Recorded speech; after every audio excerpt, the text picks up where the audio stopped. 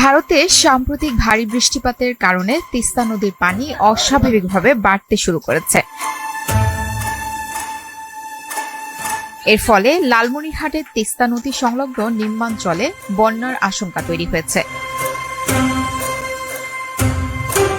বন্যা পূর্বাভাস ও সতর্কীকরণ কেন্দ্র জানিয়েছে, আগামী 24 ঘন্টার মধ্যে জেলার 5টি উপজেলার পানি বিপদসীমার অতিক্রম করে বন্যা পরিস্থিতি সৃষ্টি হতে পারে।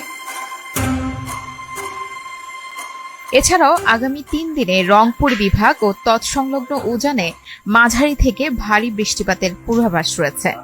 ফলে তিস্তা নদীর পানি সমতল আগামী 24 ঘন্টায় লালমনিরহাটের হাতীবান্ধায় অবস্থিত তিস্তা ব্যারেজ পয়েন্টে বিপদসীমা অতিক্রম করতে পারে। লালমনিরহাট জেলা প্রশাসক এইচ.এম. রাকিব হায়দার জানিয়েছেন, তিস্তা তীরবর্তী এলাকার জনপ্রতিনিধি ও উপজেলা নির্বাহী কর্মকর্তাদের মাধ্যমে নিয়মিত খোঁজ খবর নেওয়া হচ্ছে।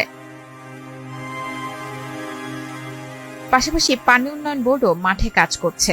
বন্যা দেখা দিলে পরিস্থিতি মোকাবেলায় জেলা প্রশাসন প্রস্তুত রয়েছে বলে জানান জেলা প্রশাসক।